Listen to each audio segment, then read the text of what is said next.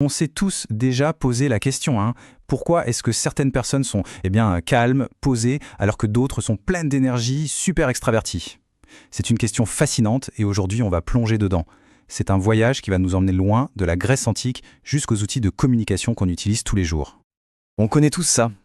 Ce sentiment que la personne en face parle une langue complètement différente.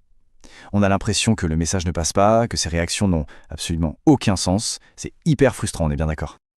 Eh bien, il faut savoir que cette énigme, elle ne date pas d'hier.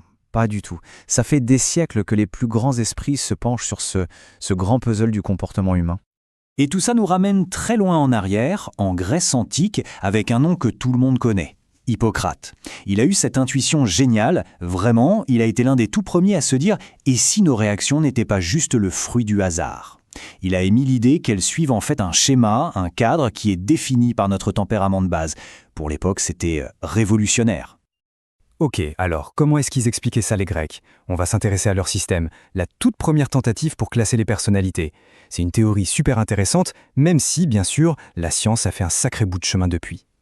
Le concept de base, le voilà. Hippocrate pensait que tout était une question d'équilibre entre 4 fluides internes qu'il appelait les humeurs. L'idée, c'était que si l'un de ces fluides prenait le dessus, il dictait tout le tempérament de la personne. C'est simple, mais cette idée a eu une influence dingue pendant des siècles. Le premier, c'est le type colérique, associé à la bile jaune. Alors là, on parle de personnes au sang chaud, fonceuses, énergiques, celles qui aiment prendre les rênes et qui veulent des résultats, des leaders nés en quelque sorte.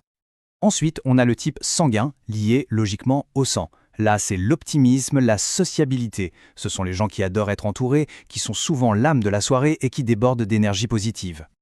Puis vient le mélancolique, qui correspondait à la bile noire. Ce sont les penseurs profonds, les analytiques, ceux qui aiment que tout soit parfait, dans le détail. Des gens très réfléchis, souvent très organisés.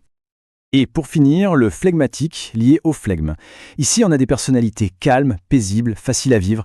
Ce sont des gens qui recherchent l'harmonie, qui fuient des conflits, des personnes stables, fiables, de super médiateurs et des amis en or.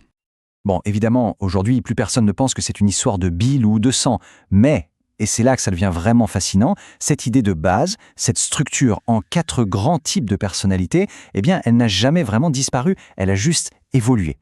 Et ça nous amène directement à une version moderne de cette boussole des personnalités, le système DISC. L'idée, ce n'est plus de regarder des fluides imaginaires, mais des comportements bien réels, des choses qu'on peut observer. C'est un outil super populaire aujourd'hui, surtout dans le monde de l'entreprise. Alors, le modèle DISC, comment ça marche? C'est en fait assez simple. Ça se base sur 2 axes. D'un côté, on se demande si une personne est plutôt tournée vers les tâches, les objectifs, ou plutôt vers les gens, les relations.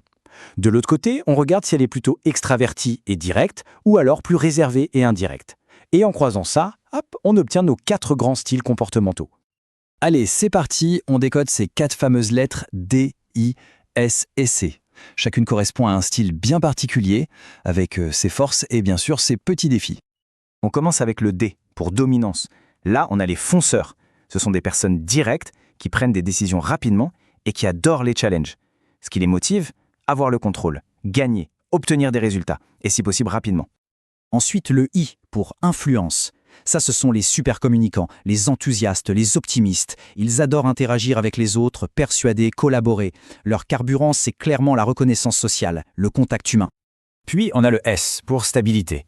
Les personnes de style S sont calmes, patientes, et elles aiment quand les choses sont stables, prévisibles. C'est un peu le ciment d'une équipe, vous savez, des gens fiables, loyaux, toujours là pour aider. Et on termine avec le C, pour conformité. Ici, on est dans le monde de la précision, de l'analyse, du détail. Les personnes de style C aiment la qualité et l'exactitude et elles aiment suivre les procédures. Leur but ultime, que le travail soit fait et bien fait. Et là, c'est le moment où tout prend son sens. Regardez bien ce tableau. C'est incroyable, non? La connexion est juste évidente. Les 4 humeurs des anciens Grecs correspondent presque parfaitement aux 4 styles du disque. Le colérique, c'est le dominant. Le sanguin, c'est l'influent. Le flegmatique, c'est le stable. Et le mélancolique, c'est le conforme. Ça veut dire qu'au fond, on observe les mêmes grands schémas de comportement depuis plus de 2000 ans. C'est juste fascinant. Bon, c'est une super histoire ce voyage dans le temps. Mais concrètement, à quoi ça sert tout ça? Pourquoi c'est important de connaître ces différents styles? Voyons l'aspect pratique. L'idée, et c'est vraiment le plus important, ce n'est pas de coller des étiquettes sur les gens. Absolument pas. Le but, c'est d'avoir des clés pour mieux interagir. Quand on comprend comment les autres fonctionnent, on peut mieux travailler en équipe, bâtir des relations plus solides, désamorcer les conflits et tout simplement communiquer de façon beaucoup plus efficace. Et ça marche au bureau comme à la maison. Et ça nous amène à la question. Quel est votre style principal? Et comment est-ce que le fait de le comprendre pourrait bien changer votre façon de communiquer? C'est plus qu'un simple outil. C'est le début d'une communication plus consciente, plus efficace, un vrai super pouvoir pour vos relations. Merci de nous avoir suivis.